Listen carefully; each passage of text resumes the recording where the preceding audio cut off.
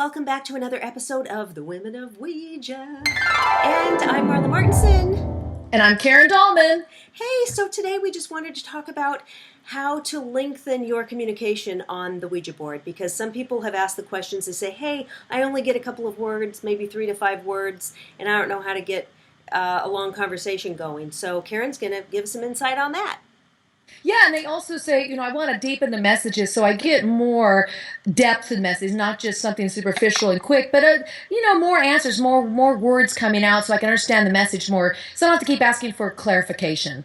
So I think those are great questions to ask. That doesn't happen right away. When you first start using the board, it does take time to start developing the connection.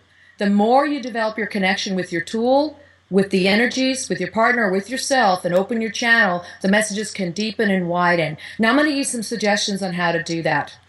The very first suggestion I have for you is try your best to refrain from yes/no questions. Yes/no never allows your spirit you're communicating with to actually learn to spell.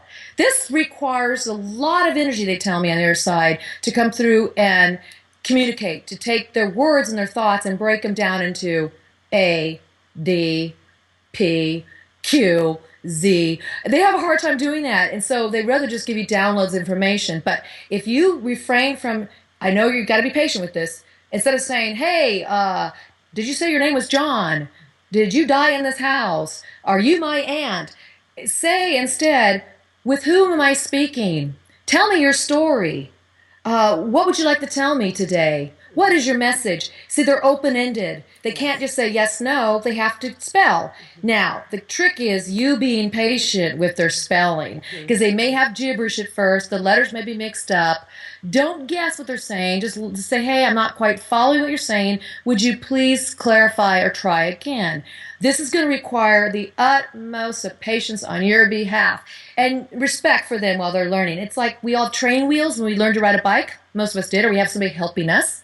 We need that when we start this tool, because it will be kind of hard at first. It can be, but to get the lengthy message, I know people have written to me and said, I've seen your videos where you do live expositions of this work, and you're right, mine go on for pages, because I've refrained over the years, many years, to not ask yes, no. I use yes, no for clarification only. So if you have questions about that, you can write me and we could talk about it some more.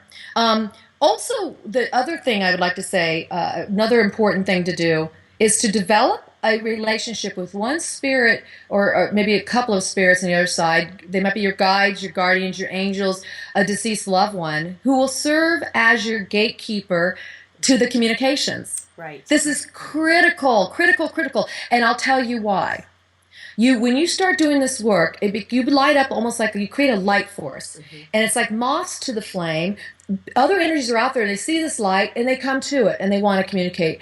It's kind of like random. Hello, hey, you got all these messages trying to come through at once. And so my spirit guides have told me in the past, everybody's here. And I say, well, let one in at a time. And so they watch the opening. They're the gatekeepers, the bouncers, the master and mistress of ceremony. And they allow just one to come through. And they may have to help that individual communicate. So they become the one. I develop a relationship, meaning I'm in communication with them more. Every time I get on the board, I will call upon those. I have a group of beings right now, a collective group of beings who come through every single time. Not only are they my gatekeepers, but the first ones out to talk to me, and then everything else falls in place behind them. And they will often interpret messages if they come in other languages or they come from the animals. They'll be the interpretation of these other communications that are coming through that I can't quite understand. So have that relationship developed. Also, as Marla says, and I have talked about in other videos, so watch our other videos, you guys, really develop and strengthen your inner core, meaning who you are internally, your center of your being. This means find ways to empower yourself from within.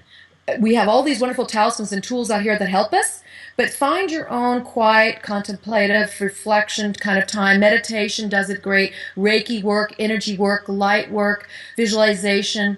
To begin to vision yourself as this really empowered being of energy. If you can see yourself as they see us as vibration, and you can start seeing yourself as vibration, you will find that your connection to them will happen that much more, that much quicker, and that much more easily. What do you think, Marla? What are your suggestions? Absolutely. Originally, when I started with my friend Julie, we would get like just a few words, Mm-hmm. and the few words were very accurate. It was very interesting. But then when I started doing it on my own, now I have big messages like for my cousin. For Christmas, my cousins and my aunt, I had my angel Mirth give them messages, and I wrote them beautiful message in a card for them, and it was a long message, like a whole paragraph, and just beautiful. And I've even had Edgar Allan Poe come through, and we wrote a poem together, and it's going to be in my new book. I've had Poe come through, and I love Edgar Allan Poe. And then, of course, the mind thinks, is it a trickster? Is it really Poe? Who knows? But I feel that it's really Poe's energy and the way he would kind of speak, but it's really fun, and I get long. I mean, I could be on there for an hour having conversations and stuff. But How did you lengthen your messages? What did you do? What do you think was your consistent thing you did that allowed these messages to develop to such great it lengths? seems like when Julie and I did it, they were kind of more shorter sentences and stuff. But once I started going on my own, we just started having these long conversations. It just happened, Mm-hmm. and they were the open-ended. It wasn't like the yes or no. I'm always like, Right. well, I'll say, Mirth, what do you have anything that you want me to know right now? Is there anything I need Yes. to know, the most important thing in my life right now? Or what do you have any suggestions about my business? Or just some questions that are open-ended they can give you some more insight about. And that's a lot of fun. And I've had everybody's been getting that bad cold, the past 6 months or something, and I kept getting it, and I'd say sometimes I freak out. I felt some pain here, or the other day I had been talking a lot, and I had pain in here. And I thought, this is weird. What? And then, of course, you think, oh, I have throat cancer. You go there, right? You're freaking out. So I went on the board, and immediately they said, Marla, you're okay. Yes. They said that, calm down, you're okay. And then we talked, and then I used the pendulum to ask my higher self, do I have, a problem here? And it said, no, you're okay. And then the next day it was gone. So I think I just strained myself. But I use those tools before I'm going to run to the doctor. I check Yeah. with the No, this spirit is guide. good.